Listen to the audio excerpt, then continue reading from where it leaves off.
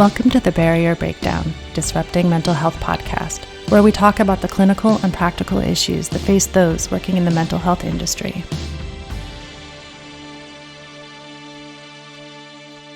Hello, everyone, and welcome to this week's episode of the Barrier Breakdown, Disrupting Mental Health. My name is Erin Molyneux-Bailey. I am the Chief Operating Officer at Cognitive Behavior Institute, and I have my co-host here, Dr. Kevin Caridad, who is the owner and CEO of Cognitive Behavior Institute. On this week's episode, we have with us our guest, Dr. Michael Birnbaum.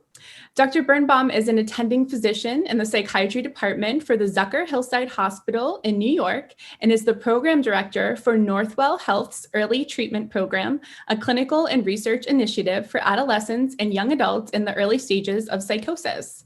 Dr. Birnbaum's research is focused on psychotic disorders with an emphasis on the early stages of illness. He is currently exploring the role of social media and the internet in pathways to care for adolescents and young adults with psychotic disorders. Additionally, he's exploring the utility of social media and the internet as a vehicle for timely identification, outreach, engagement, and care of youth with mental illness. So thank you so much for being here with us today, Dr. Birnbaum. We're very excited to have you. Can you share with our... me. Great. Yeah, we're very excited you're here. Could you share with your listeners how you got involved in researching early stages of illness and first episode schizophrenia? Sure. I very early on, I knew that I wanted to go into psychiatry. It was something that I went into medical school specifically to do. I was more concerned that for some reason I would dislike psychiatry and then I would be out of ideas. So luckily, I did complete medical school. I realized that psychiatry is where I belonged, and throughout that process, it became clear to me that I was incredibly passionate about schizophrenia. There was something about it that was incredibly appealing and intriguing and exciting for me. And as I got closer to the world of schizophrenia, it became increasingly apparent that early intervention was where I needed to dedicate my attention. I grew up in Canada. I born and raised in Montreal, and I did medical school at McGill, where there was an early psychosis intervention clinic. When I moved to New York, however, I realized that there was a lack of resources specifically for early psychosis intervention, and I became increasingly passionate and motivated to help change that landscape, and determined to improve services for young folks who are developing schizophrenia or in the early stages of schizophrenia.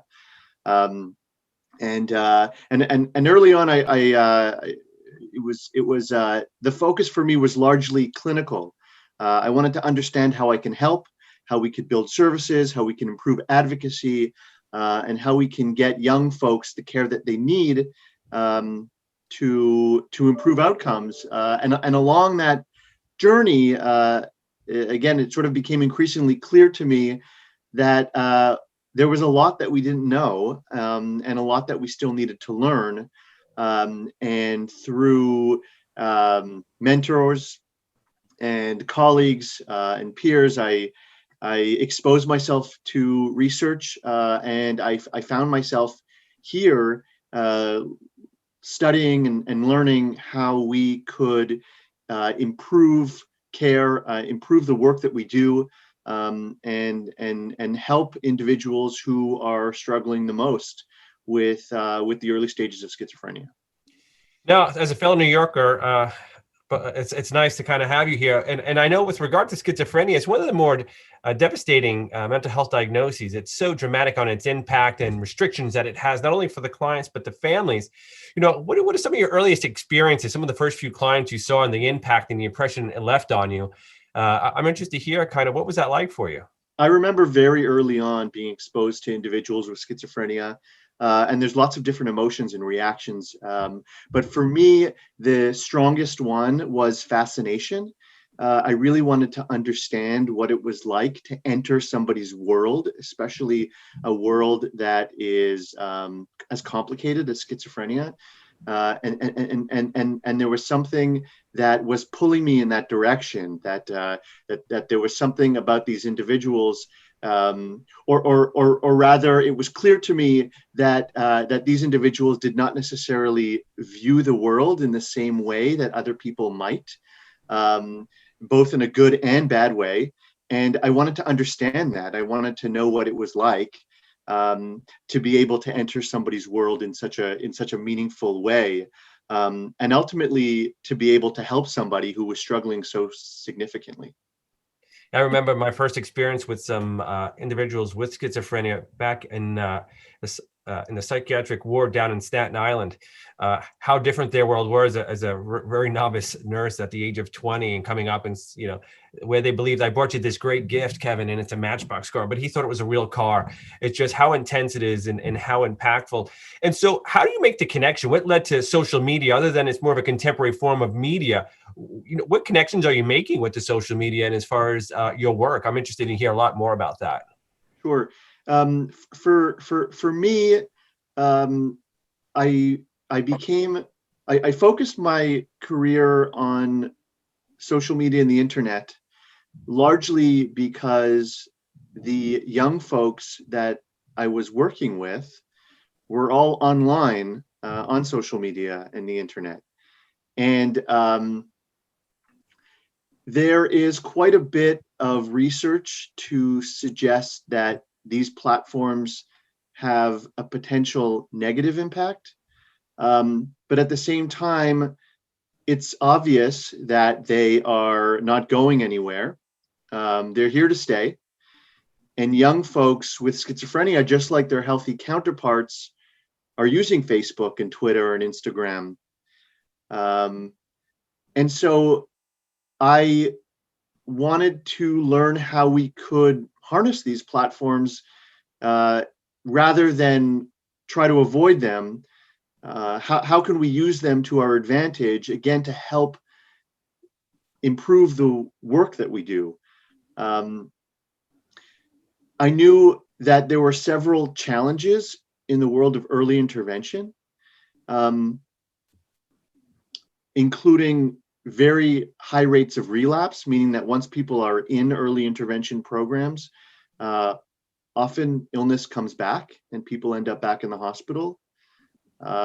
Another challenge is the incredibly lengthy amount of time that individuals, especially young folks, are sick before they finally get help. In the US, it could be on average 74 weeks and even longer for some other psychiatric disorders. And there was something about the ubiquitous nature of the internet and social media that made me think, and the folks that I'm working with think about ways of incorporating these platforms in the process of improving some of those challenges and addressing them in a more meaningful and impactful way. So tell us more about what you're actually doing and how have you conceptualized it, and what applications are you doing and what meaning are you getting from it? Sure. So we're exploring the utility of social media and the internet in a variety of different ways. One of the things that we are doing is trying to understand what mental illness looks like on the pages of social media and the internet. We have a pretty good sense of what schizophrenia looks like when somebody is in the office, signs and symptoms that are associated with the condition. We don't yet know how that manifests itself on the pages of social media and the internet. And so one of the things that we're doing is using machine learning in collaboration with computer scientists at Georgia Tech and IBM and Cornell Tech to understand how mental illness presents itself on Facebook, for example, or on Google, based on what people are searching for, what they're saying, what they're posting, their behaviors online, and also what relapse looks like on the internet and over social media. And what we've learned is that there are pretty substantial differences in the words that people choose to use on Facebook, for example, and also on Twitter. And there are pretty substantial differences in the images that people upload based on a diagnosis that they either have now at the time of consent, and even looking back. In one study, we looked 18 months in advance of the first hospitalization, presumably before anybody was diagnosed with a psychiatric disorder or formally diagnosed with a psychiatric disorder. And there were already kernels, differences in the language use of individuals who would later go on to develop or be diagnosed with either a schizophrenia spectrum disorder or a mood disorder. And so there's a lot of knowledge to be learned and gained from understanding social media and the internet. And the next step for us is really figuring out how we could effectively and ethically incorporate that knowledge into clinical care. The goal ultimately is to create a space that we could use digital data to better understand individuals.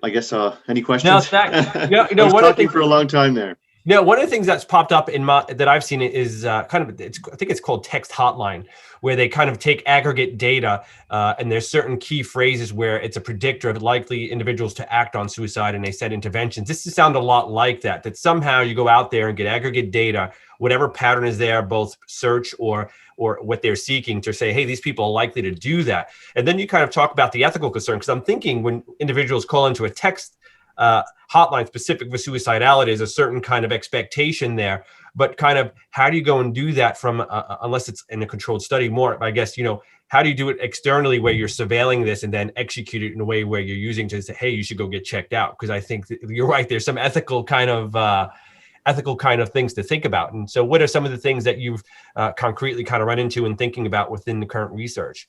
Sure.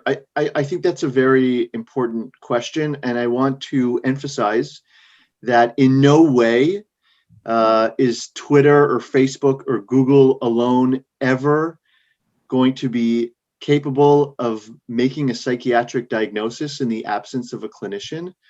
And in no way do I ever imagine this being used as a form of surveillance to monitor otherwise healthy individuals or folks in the population to suggest that they have a psychiatric disorder. However, I do imagine a world where patients who are in control of their own data can donate their data to inform their clinical care, much like we go to the dentist and we get an X-ray. Or we're asked to get a blood test when we go to a primary care clinician. Similarly, I imagine a world where patients can go to their psychiatrists and provide access to their digital data so that the psychiatrist is able to make more informed clinical decisions. And this is really a part of a larger effort, not simply to use social media, but rather to incorporate technology into psychiatry, right? So this is part of an effort to understand what our digital fingerprint looks like based on online activity, but also things like speech analysis and facial movements, wearable devices, cell phone sensors, all these things that could be used to understand how an individual thinks and behaves and changes over time. The internet and social media is a piece of that puzzle. And so again, I imagine a world where it would be fully immersed and integrated into psychiatry. And the patient would be in control of what they choose to donate and what they choose not to donate. But ultimately, it would be to improve care and improve outcomes and have additional clinically meaningful, objective data, collateral information that could inform treatment decisions. No, sounds like your research is very forward thinking, and with social media platforms always ever changing, I know the latest hot social media platform really seems to be TikTok. Is that something that you've looked into in your research? Yeah, so that's a good question. We haven't yet looked into TikTok, and often one of the questions that comes up is how specific are these signals to the platform? And that is a question that has yet to be answered. There are some signals that are likely non-specific, meaning they would be apparent regardless of the platform in language, for example, but there are some social media sites that don't necessarily use language. And so in some of the research that we've done so far, we've started to look at image analysis on Facebook and also on Instagram. And similarly, we'd like to start analyzing videos on TikTok. And the important question will be, what are similarities and what are differences between the various platforms? I imagine also that young people use different platforms in different ways. So information that we might learn on one platform may not be accessible or the same on another platform. And again, I think that's why there's an emphasis on this being a piece of the puzzle, that it's not going to be a solution to all of these challenges, but rather understanding how we could find a personalized footprint for each individual and use that to assess changes over time. So for example, TikTok may be relevant to one individual, but not another one, because they're using a different platform. And so the goal would be to understand an individual's personalized online experience and how we could measure that in a more objective way, and use that to better understand how people might be changing over time. In the case of schizophrenia, for example, we may want to monitor for relapse, and TikTok may be relevant for one individual, Facebook relevant for another. Yeah, so I know there's a lot of technology coming out to really be helpful with both recognition as well as monitoring. SOND is one of these groups where they're using these biomarkers on voice to identify cognitive problems like slow cognitive functioning, sleeping issues. Is there anything you can see from the social media aspect and some of these other technologies, how they could form moving forward to help improve outcomes? Anything specific you can think about, or other technologies that you're seeing? Yeah, analyzing social media and an internet search activity is one of the many projects that we're doing at the Early Treatment Program and at the Zucker Hillside Hospital in general. We're also analyzing speech and analyzing facial movements and incorporating several other digital technologies into inpatient, outpatient psychiatry. I think the challenge will be exploring different ways of incorporating the many different digital data sources and coming up with a platform that could effectively integrate them, and also be able to analyze it in real time and ultimately be able to inform clinicians and inform patients in a relatively short amount of time so that it's actionable. Right now, the vast majority of the research is collecting information, collecting data, analyzing the data, but not yet, it hasn't yet achieved implementation status. I think we still need to work together, a variety of stakeholders here, including patients and family members and clinicians and researchers and technology companies, to figure out how we can do this effectively and ethically. But that is really the next big challenge: is extracting meaning from the universe of digital data, Yeah. And being able to turn it into actionable items. That still requires quite a bit of thought and research, but we are moving in that direction. Okay, great. Some other things that come to my research, one of the things I was looking to do, I didn't get to do it with dissertation, and people that are familiar with this podcast will know my fascination with fractal patterns, is I wonder, is there any work out there that you've seen with organic diagnoses like schizophrenia or bipolar disorder, where there's been some type of analysis done where you look at psychometric measures over time, in a sense, because it's organic, and so they're likely to follow a fractal pattern like an EKG, that you can then measure that and then to some degree predict where to then place higher levels of care or at least surveillance to mitigate anything. Have you seen any of that type of research out there? I'm not entirely sure. So can you help clarify what you mean by that? Folks with psychiatric disorders. Yeah. So depressives like a BDI, like for depression, or something specific for psychotic assessment, that's kind of can be numerically conceptualized and kind of scored, and then looking at that over a time series, and then looking for kind of a specific pattern to repeat, so that because these patterns tend to go in a certain method, that it's likely to say, okay, during this period of time in the future, there's likely to be an episode, and so then you really kind of focus on increased surveillance or visit frequency or medication adaptation. Yes. So actually, we're working on a NIMH funded R01 application. This is in collaboration with Georgia Tech. And what we are doing here is monitoring individuals over a year with schizophrenia. And they are, we do symptom rating scales and assess the severity of their psychiatric symptoms over time. And at the same time, we're extracting their online data from Facebook and Twitter and Google and Instagram. And the goal there is to see if we could identify those changes over time and ultimately be able to predict the incident before it happens, with the long-term goal of being able to intervene earlier.